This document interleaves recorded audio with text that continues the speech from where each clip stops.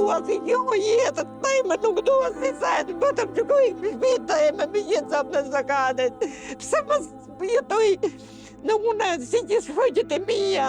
Kjo grua e moshuar që po qanë me dënes quhet Sultane Picari dhe prej 2 vitesh ende rrugëve pa pasur një banes për të jetuar e qetë. Shkaku është vërtet rëqethës. Kam 2 vjetë që më ka da djali, ka qitë për i shpije. Në fillim fare dajnë në nëzorin mua dhe mamin edhe vlajin, na qëjme një vend me qëra. Basanaj nëzori edhe gjyshen, sepse ka bo dokumente falco, ka qenë edhe më gjyshe ka fitu, edhe e nëzori gjyshen si thonë të shtro fëmin.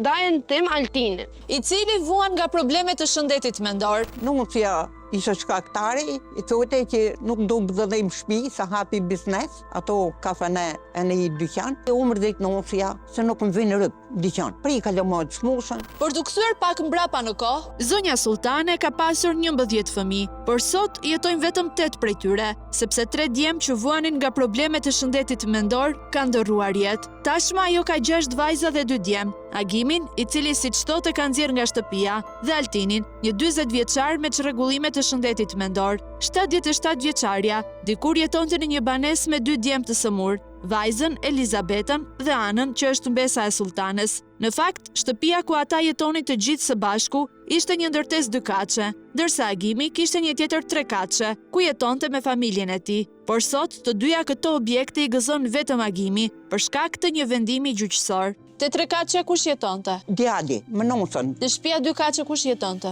Vetëm unë katë parë, ma Altinin, ma Asimin, që më ka vdes ai vit. Më ranë për mësënejta me erdi goca, Elisabeta. Si ndodhi që djali të nxori nga shtëpia? E ka fitu gjyqin, e ne mu nxori rrugëvet. Nuk ishte ditë që nuk më thojte hik. Tani, ajo shtëpi që sot e ka Agimi, nga kush është ndërtuar? E ka ndërtu plaku 94, tollët i priqën vetë. Kishin ca lisa në bërë, ata i preu, i boni për teren. Mas i vdik plaku, boni katë në dytë. Tjetër, 3 kaçën e ka bo me parët e gërdejtës. I morë ta pare, Agimi i qumë banget, e me shën kapak të bo punë. Unë nuk e kërkoj ati gjithë 2 kaçën, të më api vetëm katë në parë.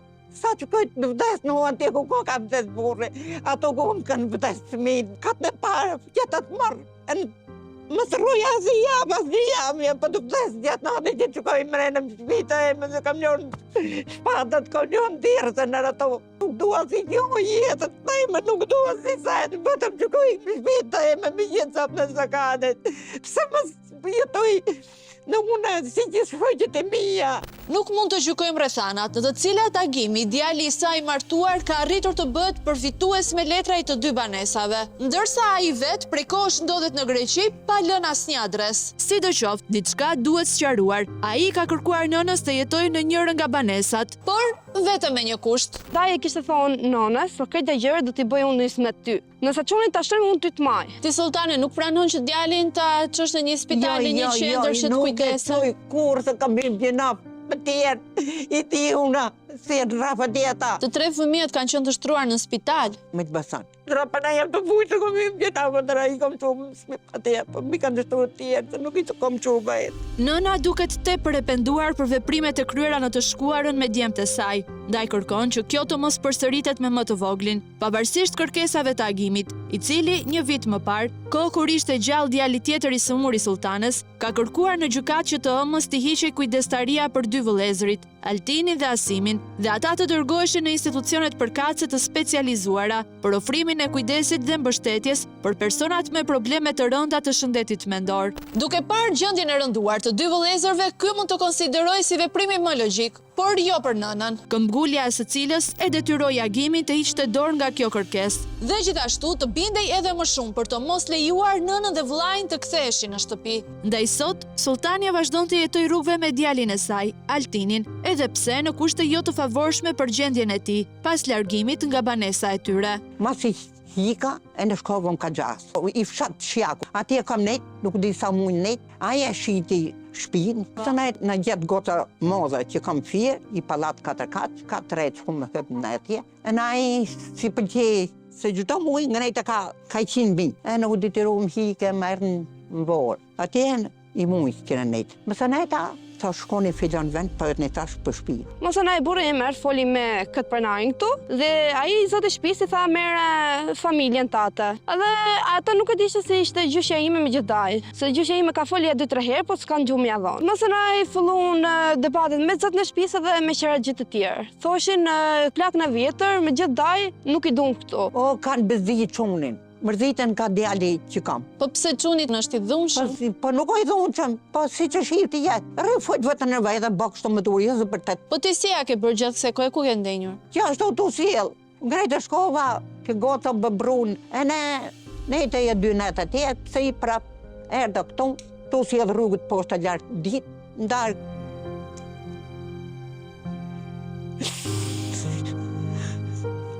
Gjatë këtyre muajve, e moshuara dhe djali i saj janë detyruar të kalojnë netët herë në banesën e mbesës fshehurazi, e herë të tjera në ditë me shi në Bodrum, në kushte të tmerrshme, ku nuk mungojnë as mint, që na detyruam të ndërprisnim disa herë edhe intervistën me zonjën Sultane. Pronari nuk më lejo me hymren atje, nuk e do bëdhëllan këtu, më pronë teme. Nuk ka faj. E si flini këtu? Që atje shtrojt dyshekun ato, kurse unë mi divan, dhe të besone, dhe të mësë besone. Po si ja bën këtu, se këtu nuk ka as dritare, nuk ka as Po kështore ka hyere, sa ne këne, ftoft, gjithë natë të fruklu si qeni. Dhe mendoni pak që jemi ende pa ardhur muajt e ftohtë. Nuk kam që të bëjtë se edhe una kam një fëmijë të vogël, edhe unë do dalë në rrugë madhe me atë fëmijë do bien shi, do është dimër tani, vazhdo dimër. Ju lutem ndihmoni, ma aq sa keni mundësi. Kjo thirrje e dëshpëruar për ndihmë duket se nuk prek në zemër ata të cilëve kjo zonjë moshuar ju ka trokitur në derë. Siç është Bashkia e Vorrës,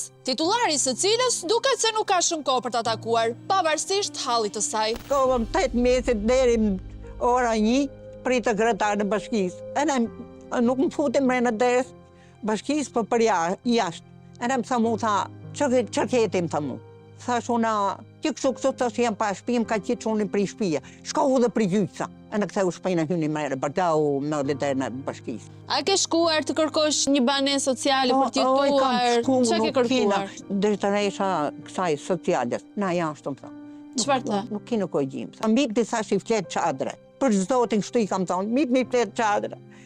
Nuk kena tha. Nuk ka asgjë Bashkia Vorr, as njerëzillog dhe mshuri për një grua të moshuar mes 4 rrugëve bashkë me djalin e saj të smur, për të cilin ka vendosur të kujdeset deri në ditën e fundit të jetës. Asi llojnime nuk kam për në thamë që boni që pa sa, më noni për mu.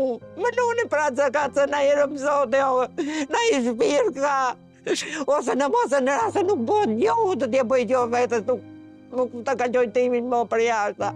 Vëtë të ti jam cis në ti, të dik në vetën teme.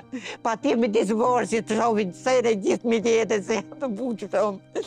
Jam të buqë shumë që të jetë më unë që të rojtë me gjithë sakat. Kjo është një thirrje që do duhet të ngrinte peshë drejtuesit e Bashkisë së Vorrës, të cilët fatkeqësisht kanë heshtur gjatë gjithë këtyre ditëve, që ne u përpoqëm t'i kontaktojmë. Prandaj, nuk na mbetet tjetër vetëm të drejtojmë këtë kërkesë për ndihmë tek të gjithë ata që kanë mundësi të bëjnë diçka për këtë zonjë, e cila kërkon vetëm një strehë modeste për të dhe djalin e saj.